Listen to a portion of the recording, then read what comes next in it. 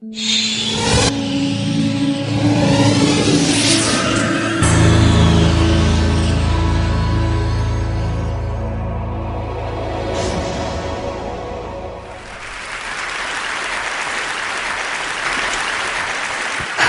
to tell you a little bit about my TEDx Houston talk. I woke up the morning after I gave that talk with the worst vulnerability hangover of my life. And I actually didn't leave my house for about 3 days. The first time I left was to meet a friend for lunch. And when I walked in, she was already at the table, and I sat down, and she said, "God, you look like hell."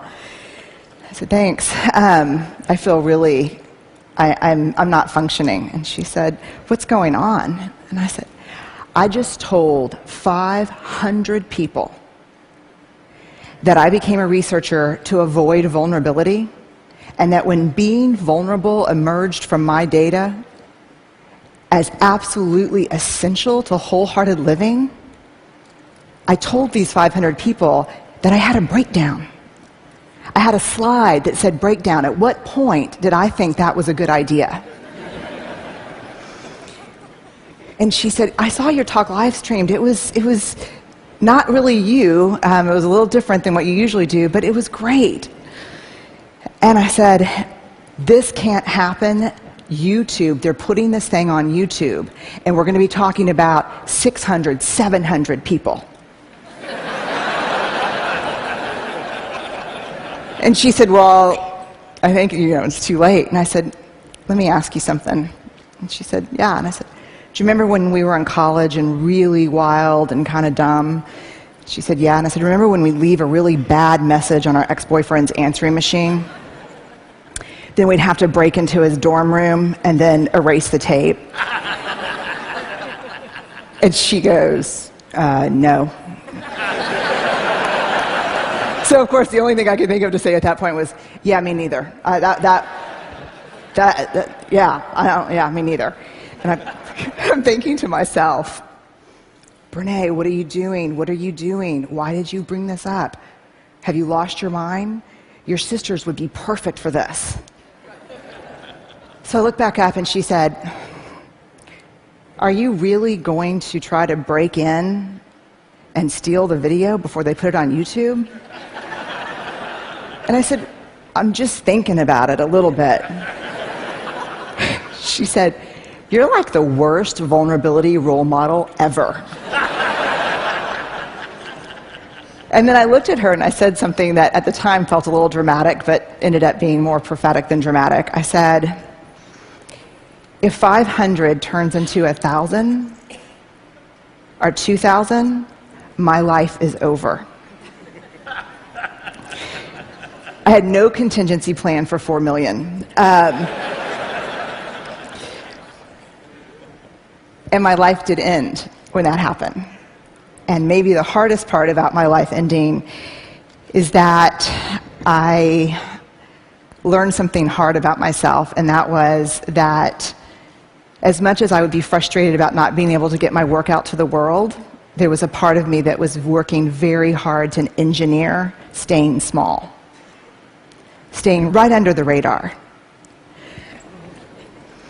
But I want to talk about what I've learned. There's 2 things that I've learned in the last year. The first is vulnerability is not weakness. And that myth is profoundly dangerous. Let me ask you honestly, and I'll give you this warning. I'm trained as a therapist, so I can outweight you uncomfortably. So if you could just raise your hand, that would be awesome. How many of you, honestly, when you're thinking about doing something vulnerable or saying something vulnerable, think, "God, vulnerability is weakness. This is weakness"? How many of you think of vulnerability and weakness synonymously? The majority of people. Now let me ask you this question. This past week at TED, how many of you, when you saw vulnerability up here, thought it was pure courage? Vulnerability is not weakness. I define vulnerability as emotional risk, exposure, uncertainty. It fuels our daily lives. and I've come to the belief, this is my 12th year doing this research, that vulnerability is our most accurate measurement of courage. To be vulnerable, to let ourselves be seen, to be honest. One of the weird things that's happened is after the TED explosion, I got a lot of offers to speak all over the country. Everyone from schools and parent meetings to Fortune 500 companies. And so many of the calls went like this: hey, Dr. Brown, we loved your TED Talk. We'd like you to come in and speak. We'd appreciate it if you wouldn't mention vulnerability or shame. So, what would you like for me to talk about? There's 3 big answers. This is mostly, to be honest with you, from the business sector: innovation, creativity, and change. So let me go on the record and say, vulnerability is the birthplace of innovation, creativity, and change.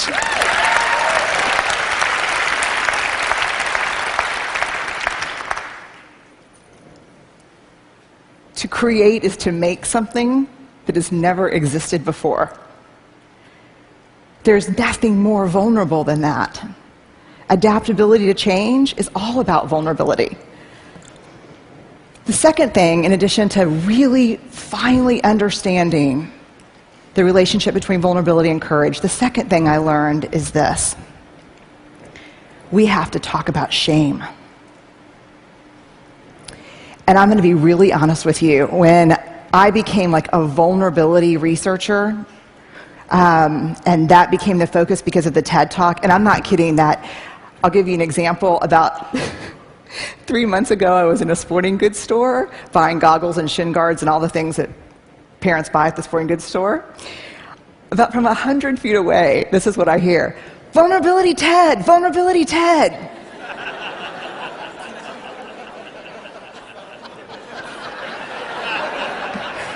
Yeah, I'm a 5th generation Texan. Our family motto is lock and load. I am not a natural vulnerability researcher.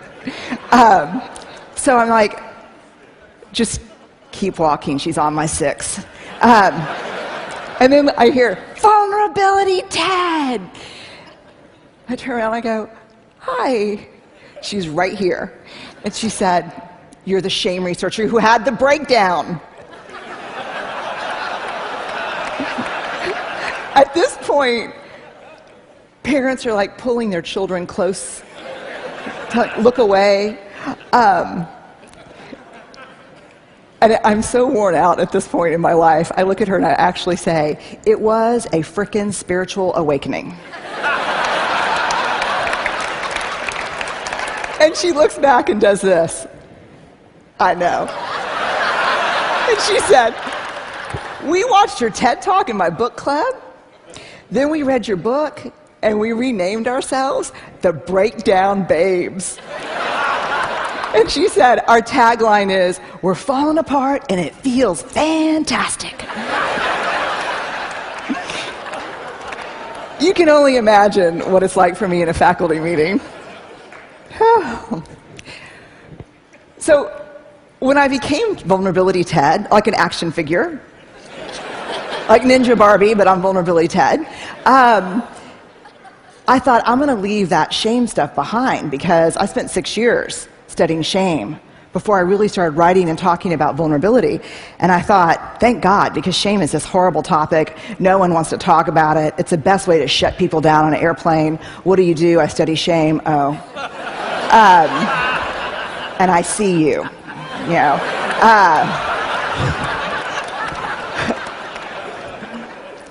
But in surviving this last year, I was reminded of a cardinal rule, not a research rule, but a moral imperative from my upbringing.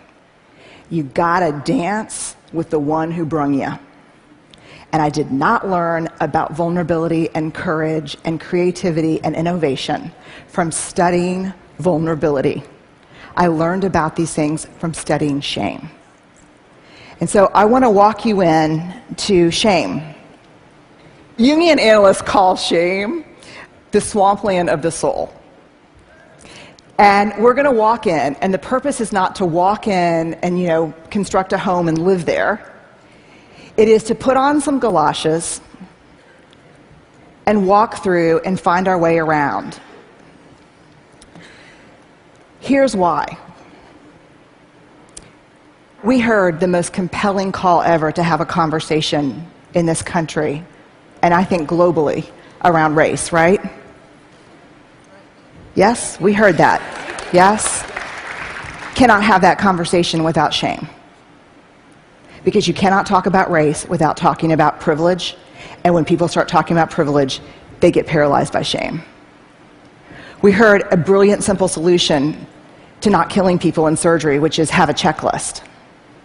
You can't fix that problem without addressing shame, because when they teach those folks how to suture, they also teach them how to stitch their self-worth to being all-powerful. And all-powerful folks don't need checklists. And I had to write down the name of this TED Fellow so I didn't mess it up here. Mishkin Ingawale. I hope I did right by you. I saw the TED Fellows my first day here, and he got up and he explained how he was driven to create some technology to help test for anemia because people were dying unnecessarily. And he said, I saw this need, so you know what I did? I made it.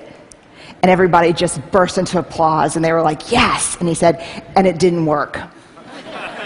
And then I made it 32 more times. And then it worked. You know what the big secret about TED is? I can't wait to tell people this. I guess I'm doing it right now. This is like the failure conference. No, it is. You know why this place is amazing? Because very few people here are afraid to fail. And no one that gets on the stage so far that I've seen has not failed. I have failed miserably, many times. I don't think the world understands that because of shame. There's a great quote that saved me this past year by Theodore Roosevelt. A lot of people refer to it as the man in the arena quote. And it goes like this: it is not the critic who counts.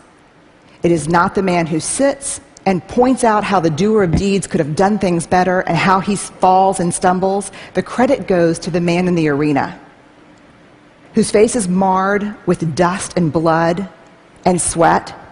But when he's in the arena, at best, he wins, and at worst, he loses. But when he fails, when he loses, he does so daring greatly.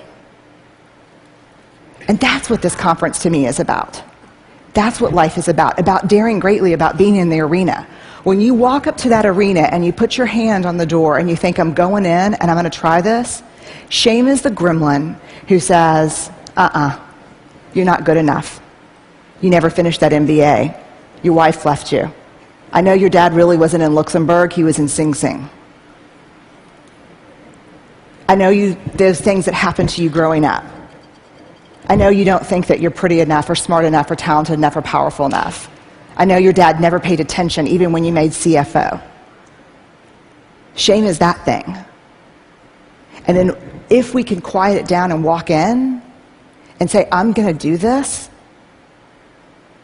we look up and the critic that we see pointing and laughing 99% of the time is who? Us. Shame drives two big tapes, never good enough, and if you can talk it out of that one, who do you think you are? The thing to understand about shame is it's not guilt. Shame is a focus on self, guilt is a focus on behavior. Shame is I am bad, guilt is I did something bad. How many of you, if you did something that was hurtful to me, would be willing to say, I'm sorry, I made a mistake? How many of you would be willing to say that? Guilt. I'm sorry, I made a mistake. Shame. I'm sorry, I am a mistake. There is a huge difference between shame and guilt. And here's what you need to know. Shame is highly, highly correlated with addiction, depression, violence, aggression, bullying, suicide, eating disorders. And here's what you even need to know more. Guilt, inversely correlated with those things. The ability to hold something we've done or failed to do up against who we want to be is incredibly adaptive. It's uncomfortable, but it's adaptive. The other thing you need to know about shame is it's absolutely organized by gender. If shame washes over me and washes over Chris, it's going to feel the same. Everyone sitting in here knows the warm wash of shame. We're pretty sure that the only people who don't experience shame are people who have no capacity for connection or empathy. Which means, yes, I have a little shame, no, I'm a sociopath. So I would opt for yes, you have a little shame. Shame feels the same for men and women, but it's organized by gender. For women, the best example I can give you is Anjali, the commercial. I can put the wash on the line, pack the lunches, hand out the kisses, and be work at 5 to 9. I can bring home the bacon, fry it up in the pan, and never let you forget you're a man. For women, shame is do it all, do it perfectly, and never let them see you sweat. I don't know how much perfume that commercial sold, but I guarantee you it moved a lot of antidepressants and anti-anxiety meds. Shame for women is this web of unattainable, conflicting, competing expectations about who we're supposed to be. And it's a straitjacket. For men, shame is not a bunch of competing, conflicting expectations. Shame is one. Do not be perceived as what? Weak. I did not interview men for the first 4 years of my study. And it wasn't until a man looked at me one day after a book signing and said, I love what you have to say about shame. I'm curious why you didn't mention men. And I said, I don't study men. And he said, that's convenient. And I said, why? And he said, because you say to reach out, tell our story, be vulnerable. But you see those books you just signed for my wife and my 3 daughters? I said, yeah.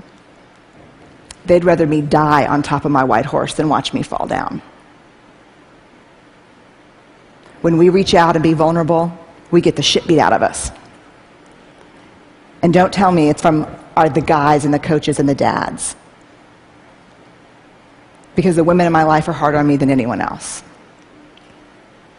So I started interviewing men and asking questions. And what I learned is this. You show me a woman who can actually sit with a man in real vulnerability and fear, I'll show you a woman who's done incredible work.